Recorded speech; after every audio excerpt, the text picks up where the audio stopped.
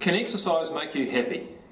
That's an interesting question, isn't it? I can go and exercise. Well, I certainly wasn't happy while I was doing it. It was hard, damn hard. So was I happy?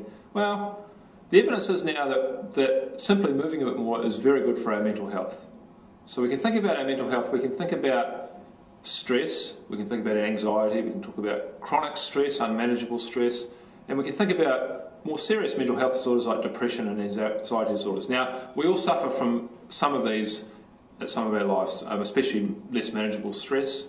About 5% of people at any one time are suffering from a serious depression. About 20% of people will suffer from a serious depression at some stage in their life. Most people will suffer from unmanageable stress, and we all should suffer from some stress. Like if you're not suffering some stress, you need to get some, because that's how you get things done during the day.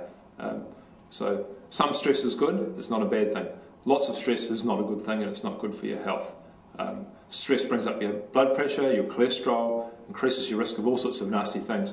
But can you reduce it by simply moving a bit more? And the answer is yes. And it's even better than our best medication for the more serious forms of stress. So simply walking an extra 30 minutes a day, it doesn't have to be all at once, you can just accumulate movement across the day, is better for controlling unmanageable stress, it's better for controlling small amounts of stress, and it's better for controlling actual clinical stress when it turns into things like depression and anxiety disorders. In fact, it's better than our best drugs. So we think about a class of drugs, antidepressants, that people often get prescribed through their doctor.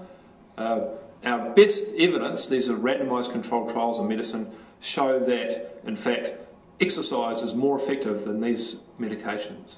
So if you want to make yourself healthier, if you want to make yourself happier, a little exercise across the day can do it.